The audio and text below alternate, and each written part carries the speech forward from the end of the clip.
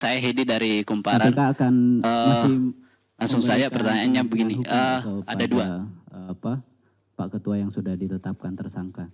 Terus yang kedua, ini kan dugaannya yang disangkakan itu dugaannya pemerasan begitu. Nah, apakah ini kan biasanya pimpinan juga sering mengatakan soal kerja kolektif kolegial. Nah, ini ternyata di dalam pimpinan ini ada yang ini, apakah pimpinan itu tidak merasa kecolongan? Terima kasih.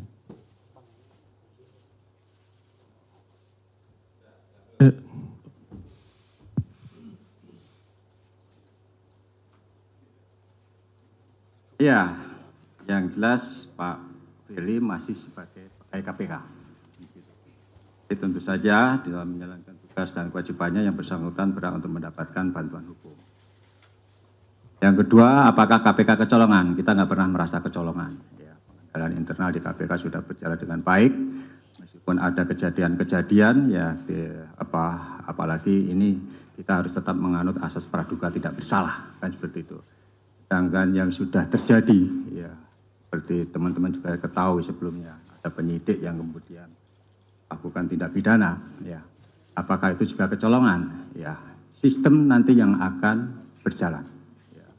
Masuk yang sedang berjalan di mana penjaga rutan itu juga akhirnya ketahuan. Dan kami masih tetap meyakini bahwa apa yang kemudian menjadi persoalan pada siang hari ini juga di Polda Metro Jaya itu juga dilaksanakan dengan profesional, ya. Dan kita akan mengikuti proses penyidikan di Polda Metro Jaya dengan pendampingan dari Biro Hukum. Saya kira itu. Baik, pertanyaan selanjutnya. Mau nanya soal ini.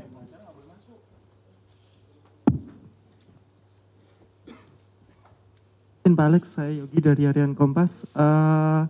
Yang pertama itu soal, kan ada ini ya pemberhentian sementara gitu ya, berarti ada ketuanya yang akan mengganti itu siapa? Terus kemudian bagaimana relasi KPK dengan kepolisian pasca penetapan tersangka ini? Kemudian tadi kan sebelum konferensi sempat ada rapat internal ya Pak, minus Pak Gufron ya. Nah itu hasil rapat internal itu apa saja? Kemudian terakhir, peristiwa ini tentu akan menjatuhkan marwah KPK gitu ya, terutama dalam menjaga kepercayaan publik gitu. Nah apakah KPK akan melakukan proses perlawanan hukum atau seperti apa nanti ke depannya? Termasuk juga dalam pemberantasan korupsi ini untuk memberikan kepercayaan kepada masyarakat. Terima kasih. Siapa yang menjadi wakil, siapa yang menjadi ketua, kan begitu kan? Ya, ini kita tidak berandai-andai, ya, tidak berandai-andai, dan kita juga tidak tahu, dan belum juga ada kepres dari Presiden. Kita sampai dengan saat ini, Pak Firly masih sebagai ketua KPK. Kan begitu, dan menjalankan tugas seperti biasa. Kemudian terkait dengan kegiatan koordinasi kepolisian tidak ada persoalan. Ini menyangkut lembaga, bukan person pribadi-pribadi. Jadi kalau terkait kelembagaan, ya nggak ada terganggu. Sama saja kita berkoordinasi dengan Kementerian Pertanian, sekalipun menterinya sudah kita tetapkan tersangka dan kita tahan. Jadi, sama sekali nggak ada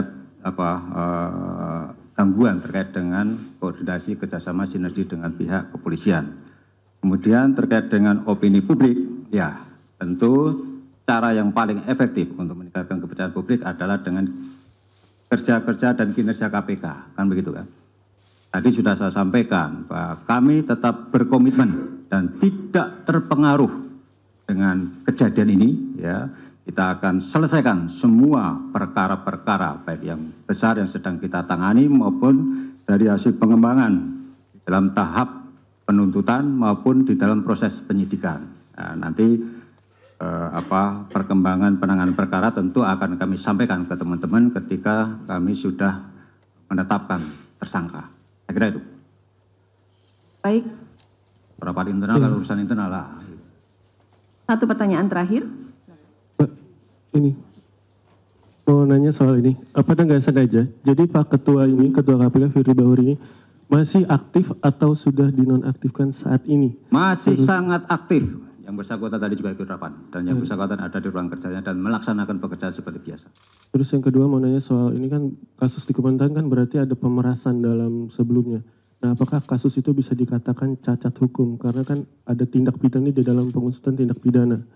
Terus yang kedua, mau nanya dulu Pak Alex pernah bilang kalau seandainya mau menyuap atau memeras harus lima-limanya pimpinan. Nah, sekarang sudah di Polda Metro Jaya Pak Firly sudah jadi tersangka. Apakah ini benar hanya kelakuan Pak Firly atau ada pimpinan lain yang berperan? Sekali lagi kita harus menganut asas praduga tidak bersalah, ya.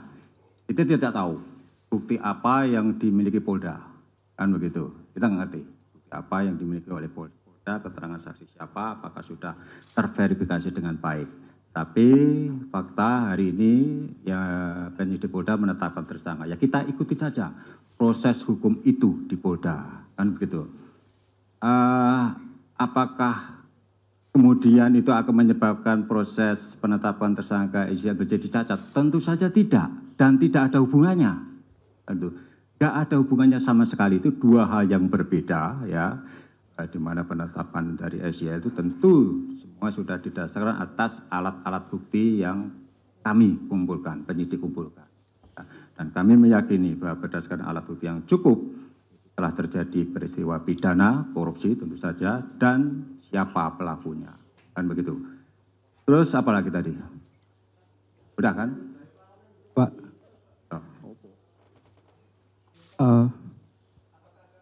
Ya, tentu itu menjadi hak dari Pak Firly untuk melakukan perlawanan. Kalau yang bersangkutan kan berkali-kali saya kira sudah teman-teman wartawan juga sudah mendengar dari statement beliau bahwa bersangkutan tidak pernah menerima suap, tidak pernah melakukan pemerasan, kan begitu. Tentu dia Pak Firly punya dasar menyampaikan pernyataan itu. Dan ketika yang bersangkutan akhirnya ditetapkan tersangka, tentu ada upaya-upaya hukum yang akan Pak Firly lakukan, misalnya dengan melakukan pra-peradilan. Itu hal yang normatif saya kira. Izin saya Yomal dari suara.com, ingin minta tanggapannya Pak Pak Alex. Kita mundur ke belakang, kita mulai dengan perkara Ibu Lili Pintauli, itu juga ada kasus dugaan gratifikasi. Itu sudah lewat. Sekarang kita maju saat ini juga ada dugaan pembocoran dokumen oleh Pak Johanis Tanak, itu juga disidangkan di Dewas, ada pendapat yang menyatakan bahwa itu juga terbukti. Dan sekarang Ketua KPK pertama dalam sejarah Indonesia, sejak KPK berdiri 2023, pimpinan KPK menjadi tersangka korupsi. Yang ingin saya tanyakan, apakah ada permohonan maaf dari KPK kepada masyarakat atau rasa malu kepada masyarakat? Sekali lagi, itu yang ingin saya tanyakan. Ya, kita juga harus berpegang pada prinsip praduga tidak bersalah. Itu dulu yang kita pegang, kan gitu kan? Apakah kami malu? Saya pribadi tidak. Ya, karena apa? Ini belum terbukti. Belum terbukti. Ya, Pak Tanak, kasus Pak Tanak di Dewas dinyatakan tidak terbukti. Itu yang harus pegang. Masyarakat menilai, masyarakat dasarnya apa? Kan begitu. Tetapkan tersangka, oke. Tetapi sekali lagi, ini baru tahap awal. Nanti masih ada tahap penuntutan dan pembuktian di persidangan. Itu yang teman-teman harus kawal, monitor, ikuti bagaimana proses ini berjalan di Polda. Tidak berhenti di sini. Tidak berhenti pada penetapan tersangka. Kita lihat, Polda sebelumnya juga melakukan penyidikan terhadap kebocoran dokumen. Ya kan? Mana hasilnya? Kalian nggak pernah tanyakan. Ya kan? Kalian nggak pernah monitor, tanyakan. Sementara di Dewas, apa fakta yang ditemukan Dewas pada kasus pembocoran dokumen di SDM? Nah itu. Kalian harus cermati juga itu. Oke. Baik teman-teman, saya rasa sudah cukup kesempatan untuk bertanya. Terima kasih sekali lagi pada teman-teman wartawan yang hadir dalam konferensi pers hari ini. Mohon maaf jika ada yang salah-salah. Terima kasih, salam sehat. Assalamualaikum warahmatullahi wabarakatuh.